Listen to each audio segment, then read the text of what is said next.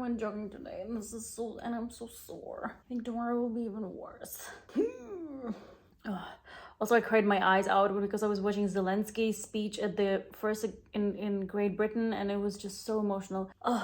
And then European Parliament, and when they started playing Ukrainian anthem, I just broke down to tears, and it was nonstop. Ukraine belongs in EU. I don't want to hear it. Okay. Welcome. This is a series that I called, Untold Burgundy. And this is the second episode of this series. Every week I tell a story of a unknown Burgundy appellation that is not only unknown, but it will also not it's not going to bleed your wallet. So today it is Mercurey. Let's get up. Not very easy to pronounce.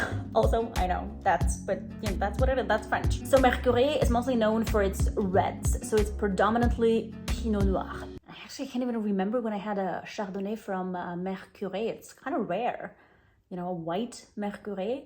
So Mercurey is just really like a hidden treasure. You just need to discover it, and then you rediscover it, and then you kind of forget about it because you want to discover something else, and then you have to discover it again because you remember how good it was. So it's an excellent hidden spot. Mercurey kind of resembles the word Mercury, which is, well, apparently the Romans gave that name to the place when they came to that place, to France, and now it's Mercurey. Well, it's supposed to symbolize wealth, good fortune, fertility, so all of this. It's actually a pretty big appellation. It's about 700 hectares, which is quite huge. It is located in, you're right, Côte Chalonnaise. So most of the hidden treasures come from Côte Chalonnaise and Mâconnais, which is even more south, to the south of Côte Chalonnaise. And the wines from Mercurey, the style, they were always known for this really rustic character. Okay, so kind of meaty and flashy, and think about square instead of a circle. Do you know what I mean? Think of a wine that has edges. The most famous Premier Cru, there are no Grand Crus in Mercurey, so the most famous Premier Cru is Clos du Roi, like a royal clos vineyard that is encircled, thus protected, by a 2-meter high stone wall, and that wall is literally called Clos. So Clos du Roi, probably the king's walled vineyard, and this is one of the most famous vineyards in a Premier Cru classified vineyards in Mercurey. Okay, soils. So it's not as, if you watched my Givry episode, if you didn't, go, it's fun. The landscape of Mercurey is not that bumpy, but the diversity of soils is incredible. So predominantly you have, as everywhere in Burgundy, you have clay, you have limestone, you have marl. But there are some really unique parcels in Mercurey that have this red clay, which is something very special because it is really iron rich, and visually it's very brownish. Sometimes it's really red. If you look at the soil, some parcels, they just have this really red color, which is quite cool. And that's probably what gives the soil this rustic character, this iron-like, this meaty, flashy kind of stylistic. So the winemakers. There are a lot of winemakers, a lot of renowned winemakers who work in Mercurey, and they will all tell you the same thing. There is no one single style of Mercurey. Every winemaker and the soil and the terroir and the soil and the microclimate and everything is just so important, but they mainly mention this triptych, this kind of triangular dependence of different forces that influence the final outcome of the wine. You have the winemaker, the savoir-faire, the know-how of the winemaker. You have, of course, the soils, which are super important, and of course you have the viticulture in general, but they call it the vine plant itself. Amaury de Villars is a pretty famous name, and he tells this story when I just love to listen to him because when he speaks French, it's very understandable, and he just has a really very calm but very charming personality. So he says, oh, there was this anecdote or a little story that his father or grandfather told him. In wintertime, you have to look at the snow falling down on the vineyard. And so the places where the snow melts when falling really quickly are the places where the berries would ripen earlier. Thus, that would be the place that offers a superior wine quality. Something like this, which is quite interesting, I think. You gotta be really patient and very observant to attend to that, but okay, that's fun. Another super famous name is a Faiveley, which is a big name in Burgundy in general, but they make some spectacular Mercureys. I think one of my first Mercureys, or the first Mercurey that I've ever tasted, was from a Faiveley. They're this big house that I think you can even visit without an appointment, and they represent more or less all the major appellations throughout Burgundy, and they're just a good, very reliable name to follow and to grab if you see that on your wine shelf. But what I have today is Domaine de la Monette. It's so sweet. Just such a... Check it out.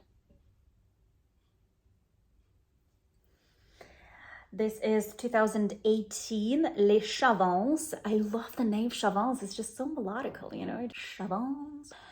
Concentrate. So this is run by two couples.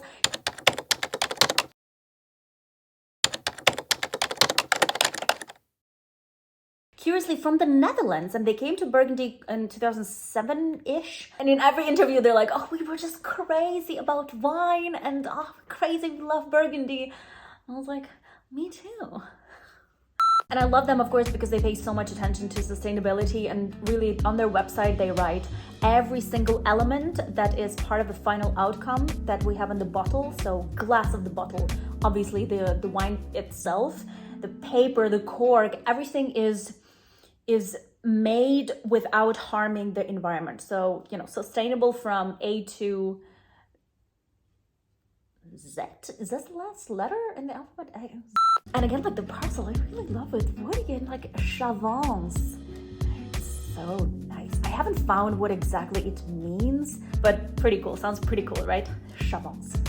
And this parcel, curiously, I loved reading about it because it's quite a small parcel located next to the Premier Cru. This one is a village. And this parcel is apparently planted with Pinot Noir, but there are some vines that are actually Chardonnay. And the couple was like, okay, we're not sure if these were planted there on purpose, but we didn't remove them. And, you know, they're just there. So they're like 5% of the parcel, Les Chavances, planted with the beautiful Chardonnay as well. So there's a bit of white wine in here too. That's a nice little thing to remember. And the soils here, remember I mentioned those really unique iron-rich red clay soils? I had a sip. I'm cooking rabbit today, and the recipe is from Julia Child, and this is so stressing. I'm gonna insert the image of the final outcome, and it's been marinated for 24 hours, and now you have to do so much stuff, and I'm like getting really red because I have a small apartment and everything is steaming and burning, and there are so many steps. Like Julia Child, her cooking recipes are not easy to follow. Oh, one more thing. The what I really love about them, the Domaine de la Monette, is that they do not overwhelm their vines, their wine plants. So that means that they have really low yields, which usually results in a superior quality. By low yields, I mean 30 to 35 to 40 max hectoliters per hectare. And that is really huge because some winemakers squeeze out, they really kind of overwhelm their vine plant. Quality suffers, and they get like, I don't know, 42 to 60 to 65 hectoliters per hectare, which is a bit too much, but it's quite rare to see village appellation working with such low yields. And also really interesting vinification. So they age the wine 10 months in oak barrels. 20% of those oak barrels are new, 80% are used. And then they would age the vine another 5 months in the steel tanks. So, okay, great. Polish it with freshness. Let's taste it. I don't know why these glasses look so stained in the camera because I hand washed them, you know. Ugh. Ooh, you know, this flashy character really stands out. I would even go like a sausage, like a freshly cut salami, when you just, this meaty, flashy character. Really interesting. But also lots of fruits. Raspberry, cranberry, kirsch, oh, not kirsch, cherry, because kirsch for me is something more intense. So this is like a sour cherry. Oh, really nice perfume. Shibida, shibida. 18 was quite a warm vintage compared to 2019, which was a bit fresher. And again, my favorite vintage. And it's good to taste. Nice. Exactly this rustic character. Slightly scratched, a bit of sandy texture, you know, and you can, oh, nice acidity also. Very fresh. Especially thinking 2018 was a warm vintage. They did a great job paying attention to when the berries mature. It's a bit of meaty, not too spicy, I would say. Maybe a bit of bergamot tea. You know what? A bit peppery. Freshly grind black pepper. Super nice. Tannins are exemplary. I feel like I've been cooking this rabbit for like a week. Okay. Thank you so much for watching. Next time I'm going to talk about, I do not know what, maybe Montagny? We'll see. Okay.